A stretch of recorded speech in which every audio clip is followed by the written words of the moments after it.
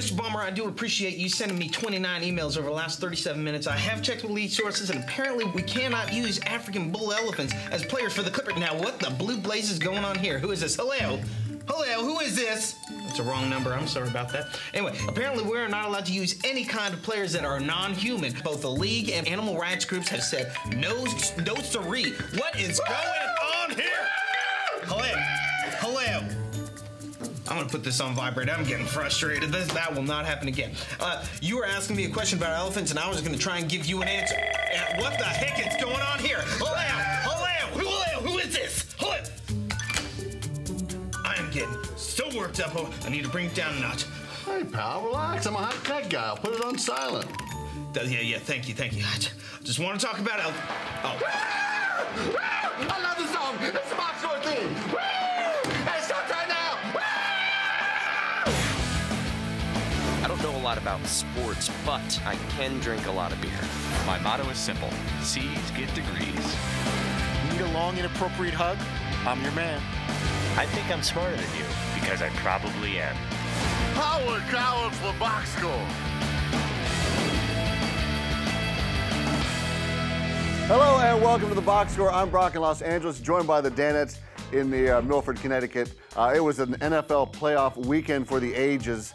Paul, you're known to cheer for storylines. Were you cheering for the Broncos to lose, knowing the yardage you would get out of Fritzy's misery today?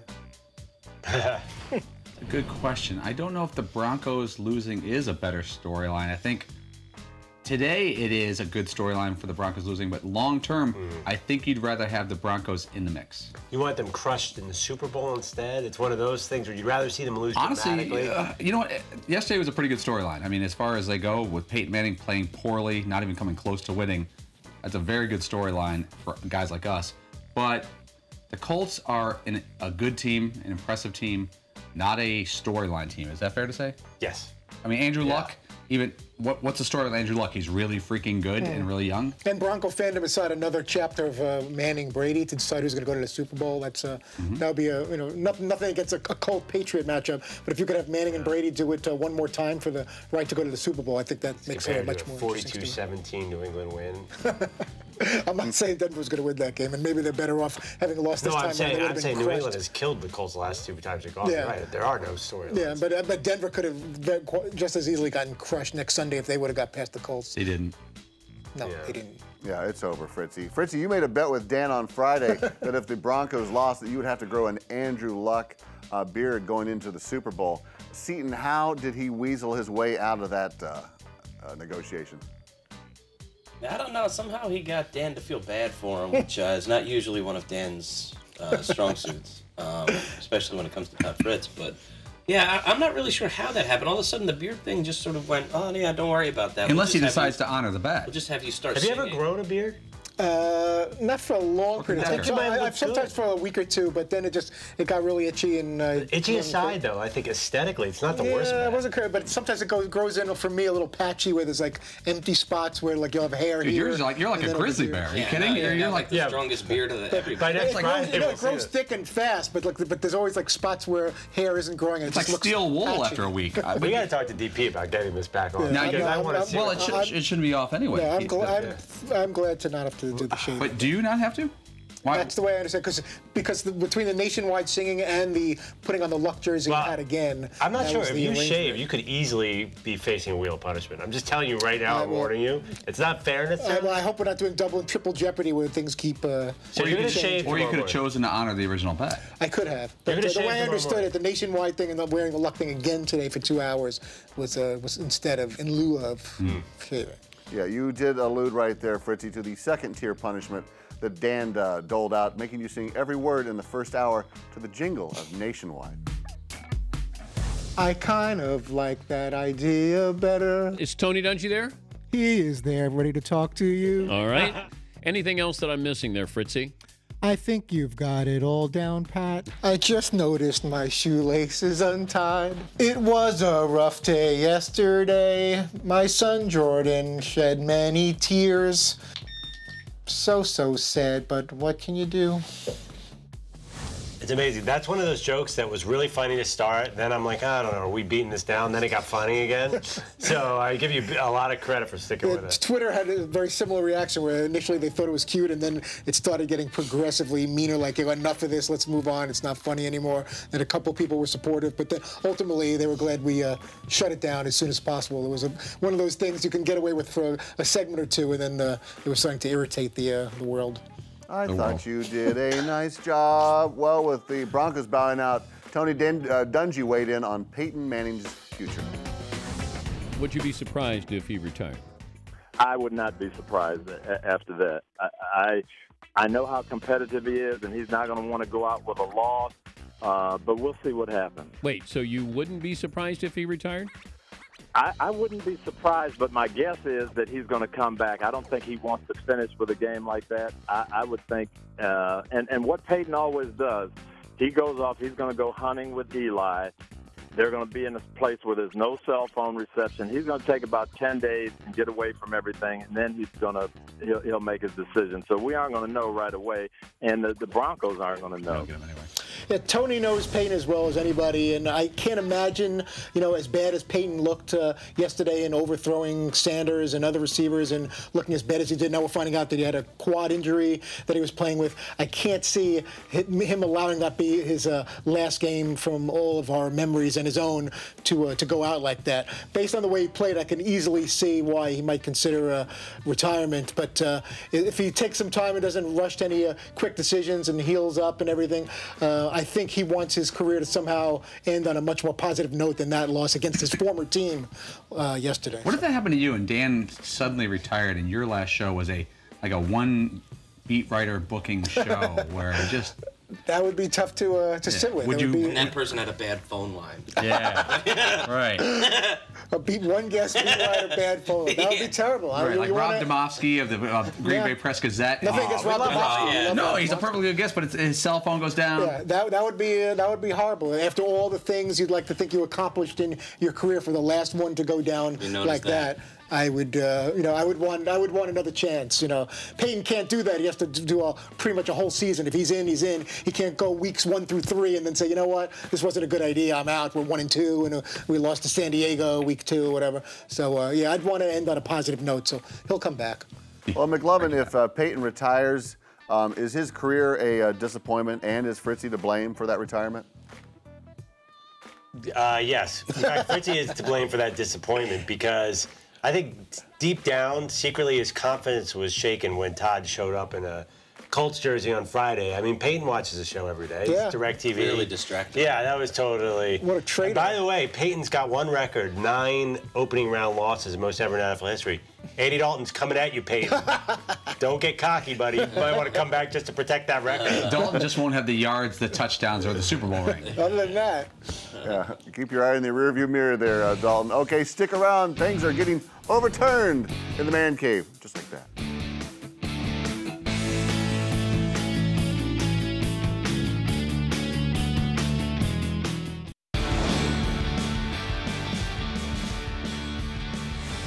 Welcome back to the box score. The other huge NFL headline was Dez Bryant's late 4th down catch that was reversed. McLovin, if he made that catch, does Dallas win that game? No, Aaron Rodgers is going to drive right back down and score in their face. In your face. Someone says, in your face. Which is why it was a little silly that we spent 2 weeks in a row, we spent so much time talking about it as if it was the final play of the game when it wasn't. But then, yeah, I think we did a good job, though, going bigger picture with it and saying, yeah, it doesn't define the Cowboys' win or loss, but it also defines the sport. A great moment in playoff history was wiped away by a rule that's not a good rule, and I don't think interpreted the right way.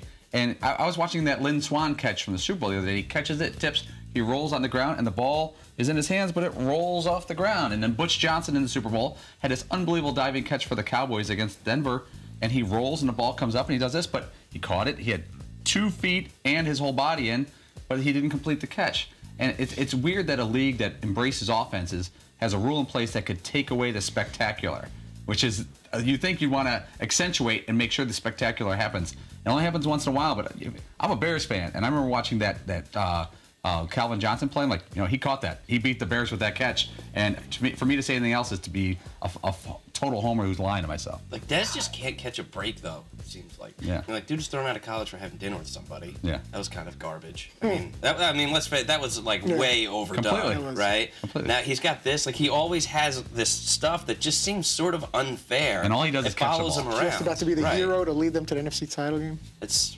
brutal. Got a lot of chatter on social media and in bars all over the place, I'm sure. And you guys had NFL rules analyst Mike Pereira on to talk about the rule in question.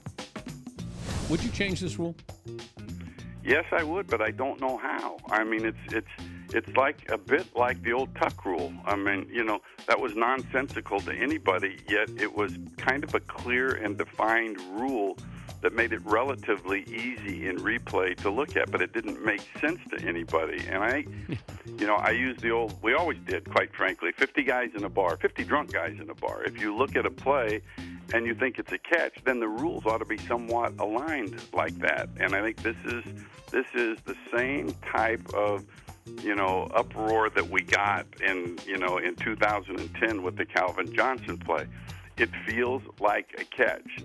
Yeah, I just don't like this process rule. I'm no official, but like just again seeing that play, you know, he made a move in my mind, and even with all the different replays and high def and all the different angles we get to see watching it at home, you know, to me he made the catch, and the only reason why the ball was coming out of his hands is because he reached towards the goal line to try to score a touchdown. So I just think it's weak. I think that going forward, if they're going to, instead of tweaking rules or playing with it or altering it, that I think maybe they should just go back to the days when if any part of the ball touches the ground, it's automatically incomplete, whether it's on a fumble, interception, completion. I don't know. I don't think that would have solved it, though, because it didn't matter if the ball hit the ground. Because if he had, say, he'd taken 8 steps and then fall on the ground, the question was, did he make a football move? Yeah, I can't see how that wasn't a football move. 8 steps would have demonstrated more of a football move. Would have demonstrated a much stronger football which is move. Right. But you can't absurd. say whenever the ball hits the ground, the play is over, because what if there's a play, what if he takes 4 steps and then it hits the ground? Yeah, well, and that specific play may not be a good example, but in general, they were always trying to argue, you know, you could almost scoop it up and it could still be a completed catch as long as it looked like you had control using the ground as a way to hold on to the ball. Did you see in your game, there was another completed play when Josh Cribbs got knocked on the out. punt, yeah. And he's lying there unconscious and the ball Believe me, I was freaking then out Mike over Carey that. comes on and says he did not complete the process of the catch. I'm like, the dude's lying there unconscious. What? So that was I thought they recovered that punt return. Yeah. They did recover it, and the Broncos got screwed because Mike Carey, the ref, who was working for CBS, I guess, he interpreted it the same way the Des Bryant play, and he said, this guy went up for the punt return, and as he came down, he got hit, and when he goes to the ground, I thought that was comes out. terrible. It was just like Des Bryant. Yeah. And they're like, well, one's a receiver, one's a punt return. I'm like, oh, so depending on what your technical position is when you leap for a ball and catch it and don't bring it down fully, one rule for one rule for the other, and a lot of people didn't get that. But the Broncos, what if they had stolen that? They would have been like 30, 40 away, I think, right? Peyton Manning would have thrown a couple 3-yard down and outs, and they would have scored. That's a huge play. Whenever we talk about football catching on in other countries, these are the things that I think about. How in the hell could you possibly explain that game to somebody? You can't. That's why soccer has a lot more simplicity. There's a couple rules. You know soccer rules, even better than I do. Well, there's soccer, but we're all confused. We watch football our whole life, and we there's still don't nowhere understand. near as many rules in soccer. There's offsides, there's fouls, and that's it. Yeah. And then football, I have friends who work for the BBC in sports. And he goes, I don't understand all the rules. And he goes, I watch football regularly. He goes, sometimes I'm just going, I don't know what's going on. Like, what's happening right now? The Calvin Johnson play was worse, though. But you guys all understand. That was the like, worst call. The tuck rule, everyone knows what that's In about. our country. Seriously, there was like one time in 2009 where I was like, oh, I finally get the tuck rule. And then it went away. I still don't get it. Why it's like watching Memento, the movie, and you're like, oh, yeah, I get it. I get what's happening. And then you're like, no, wait, no, I don't. I don't even remember. Is the tuck rule a pass? Is it not a pass? I was watching this play a couple weeks ago, and it was Matt Stafford, and he brought the ball back in, and he got hit, and his arm went like this. It kind of just got pushed like some player, and it went there. And the guy goes, do you think that was a pass? No, it wasn't a pass. Of course it wasn't a Who would pass. ever throw a pass like this 1 yard by choice? What'd they rule? They ruled that it was a fumble, but the commentators were like... That was just in the last, I think it was the last game. Yeah. Against Dallas. Well, how about this, Seton? If you could, what one rule in any sport would you change? Oh, man. Well, it's hard not to say the Des rule, as I'll call it, because that's so top of mind. I mean, that just doesn't make any sense. It's a horrible call. if you're falling out of bounds, it does matter. If you're inbounds, it doesn't matter. But I remember a while back, even though it's not a much smaller plane, that whole neighborhood play on the double play. I remember us getting pretty heated about that. That you don't have to, as long as you're in the neighborhood, you don't have to have your foot. You don't actually on the have to base step on the bag play. anymore. Yeah, you can just sort of be around This it. is so ridiculous. I know what I would do. I think they should get rid of the celebration rule in the NFL. I don't like that they're so harsh on celebrations because I think celebrations are awesome. I would bring it back to the 80s. As long as it's not taunting. No, I like it. Like, I want to see a full Radio City kick line in there. I have no problem with celebration. I think they should change that one. I'm good with that. Get rid of banning steroids, too. Just let everybody forget it. It's your body. Just own it. Everybody's on drugs. Just admit it. Your steroid Go ahead. use. Use whatever you want. Yay, drugs. Okay, stay with us. The Danettes do what they do best. They judge each other.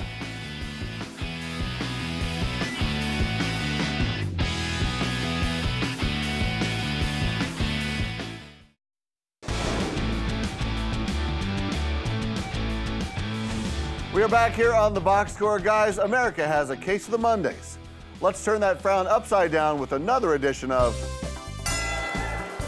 Mock Headline Battle Royale. Doing things a little bit different this week. We are going to present the headlines that are in each of the Danettes' wheelhouses. That Danette will not create a headline for that round, but will sit in judgment of the rest of us. I will also be participating to round out the fourth headline. First round, Paulie, you will judge. Here is our first headline. Lambeau Field unveils new 3.5-pound bacon and venison burger.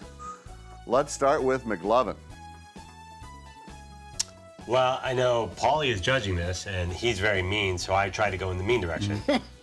Oh dear, not even Bambi's mother was this delicious. Oh dear is funny. Oh, it's funny because it's food. All right, Fritzy, what do you got? I've got, is there enough cheese head for a burger that thick? No cheers, no booze? Okay. Silence. Seton, it's very quiet out there. Seton, your mock headline. I actually just wrote a new state slogan for Wisconsin instead of a headline, and it says, Wisconsin, just when you thought people couldn't get any fatter. Oh. It's a joke, I'm kidding. It's just a joke. Just a joke. Sorry, I love Wisconsin. My headline is Aaron says relax. You're all going to die very soon from heart disease. That's pretty strong. And we will go to Paulie, and the winner of the round is... Brock, I'm going to give it to you. I love heart disease humor. Good job. COPD. Humor. All right. McLovin, you will sit in judgment of this headline. Des Bryant's late fourth down reception reversal leads way to Cowboy loss. Fritzy, you have the helm. Like a rind-blown cowboy, ref dumb and blind leaves Bryant dead and confused. I was like, could you say that again? Like a rind-blown cowboy, ref dumb and blind leaves Bryant dead and confused. Ref dumb and blind. Okay. Ref dumb and blind double joke. leaves him That's a double dead joke. and confused. That was like 5 things in Smushed there. together. I didn't know which to go as I threw it all in there. Paulie, your headline, please. Well, Fritzy's going to smoke mine. Jerry jonesing for some rule changes. Oh, boy. Totally phoned in. Seton. Mine is Mike Pereira, more like Mike Not Farah. Oh. Mike Not Farah. And I will go with Can You Hear Me Now? Dropped ball gives Packers the win. McLovin, you may judge now. Oh my God. That was awful, Brock. Paulie nailed it. Stick with Jath and outer humor. C out of A minus. You just had the worst headline of the entire calendar year. Fritzy definitely gets the board for that. Stick to artery humor. Can you hear me now? Seton, you are judging this round. The headline is as follows. Katy Perry announces Lenny Kravitz will join her during Super Bowl halftime show. Whoa, look at that. Fritzy, please go. Hey, we're moving on up. Helen Willis's son gets kick-ass gig with Katie. Mr. Willis. I'm still fascinated by Roxy Roker being his mom. Roxy Roker. Paulie's up. A billion people will not even notice that Lenny Kravitz is on stage at the Super Bowl. That's pretty true. McLovin? Oh, boy. Shake It On. I'm going to go your way for that halftime show. Instead of Shake It Off, that'd be a Taylor Swift song. I know. I found that out on Google after I wrote that. You maybe should win for that. I figured I'd still go for it. Shake it on. Broccoli? I'll finish it off with hashtag wardrobe malfunction, question mark. Possibility make sure there will be Roar viewers. Wow. Well, Brock, I really appreciate the direction you're going with that headline. It's something I've given quite a bit of thought to myself. I'm going to have to give that one to Andrew for not even remotely being angry. It was by far the breast headline. Oh. Hey, look at this guy. Bones in the game. Yeah. Hey-oo. And the mock headline king, Fritzy, it's your turn. The Colts knocked Peyton Manning and the Broncos out of the playoff. Seton, let's start with you. It's Fritzy's fault the Broncos lost. Wow. Kind of nailed it. Tough. McLovin, what do you got? Since it's Fritzy, Peyton's place, try the Hall of Fame. Ooh. Paulie? Keep it. I originally wrote try the couch, but I wanted to make it nice about the Broncos, so Fritzy might give me a vote. Okay, Paulie, please. Hamstrung, bum wheel, no excuse for aging gunslinger. All right, I will submit Manning throws golden arches over receivers, serves Fritzy French fries and a Wab burger. Oh, boy. Well, you got squirrely in turn 3. Yeah, got a little loose there. Yeah, a little choppy. Fritzy appreciates 4 or 5 headlines smashed into one. The delivery was tough as a little. Was that a headline or was that the whole story, Brock? I'm gonna have to give the edge to Mr. O'Connor and his nationwide rendition there. I like the way he sung that. Stayed to the beat. All right, very nice. It's a 4-way. Oh, it's a tie except for Paulie. I'm sorry, you're out this round. Do not go away. The conclusion of America's New Darling. Hashtag give me that thing. Oh, hashtag BSFNC. Nice.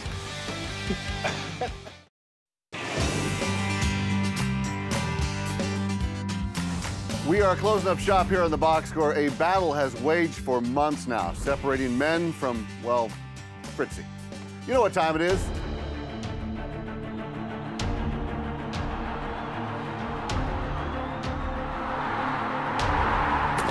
The Danet Football Night in America Challenge. This weekend's challenge was to pick the winner between the Patriots and the Ravens, the point margin, and of course, scarf or no scarf. Paulie, McLovin, and I all picked the Patriots, so hello points. The point margin was 4 points, so we all whiffed on that one. And of course, the third portion, which was the scarf or no scarf, and Seton and I went scarf, and not only did the boss wear a scarf, he wore the hell out of the scarf. I mean, this is blue to match the blue eyes. So, darling up there. So the updated standings are as follows. I am in the lead. I got 17. Seton has 14. McLovin making a late charge with 13. Paulie has 11. And Fritzy strikes out with an embarrassing 6. Oh, my goodness. Broncos lose. Last place with this. Not good. Think about it, Fritzy. If you picked against yourself in every pick this year, you'd be crushing us. I'd be destroying you guys. Yeah. But I had the 4 points right, but I had the wrong team. I was proud of it looked like the Ravens were going to win there, and I said Ravens by 4, but it was Patriots by 4. Other than that, I couldn't have been more wrong with everything. You should get some credit for that. Shouldn't you get a point for that? You got the 4 point game. Yeah, throw a point. Throw a point. Can I get a half a point then? Tell the graphics guys to wake up and do something. 6.37. They're at another lunch. McLovin, can you keep your roll going? Dude, I'm on fire. Yeah, I actually thought, maybe I should get a point because the Patriots won by 4, so that's over what Paulie said. And like Price is Right, once you go over, and I had it by 7. Just saying. I know. It wasn't the closest to the whole situation. It wasn't closest to Bijou stated the rule. No, actually, to make the graphic guys do some work is too much. What if we spice up the contest and say guess who falls asleep first tonight? Because it's going to be tough. Out of the graphics guys?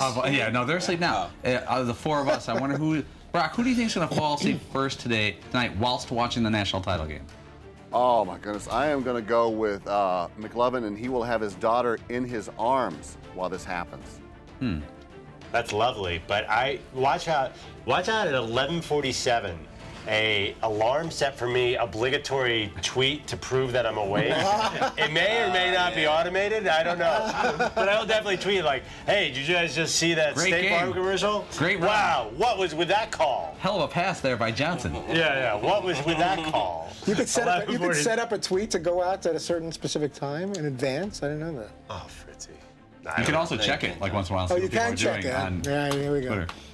All right, Fritzy, wipe the tears away. Who is on tomorrow? CBS lead college football analyst Gary Danielson will help us recap the national title game. Former Purdue quarterback. We will also be joined by Jason Taylor of NBC Sports Network Pro Football Talk. Former Akron Zip. Akron Zip. He'll be in studio in the Milford Man Cave. And our good friend Reginald Aloysius Miller will also be part of the Tuesday show. Did the Army game? UCLA Bruin. Yeah. Very good. Thank you, gentlemen, and thanks for watching the Box Score. We will be back tomorrow at 3 p.m. Eastern right here on Audience Channel 239, or you can catch the podcast available on iTunes or at podcast1.com. Good luck to both teams. I don't know a lot about sports, but I can drink a lot of beer. My motto is simple. C's get degrees. Need a long, inappropriate hug? I'm your man. I think I'm smarter than you, because I probably am. Hey, thanks for watching the Box Score. Holy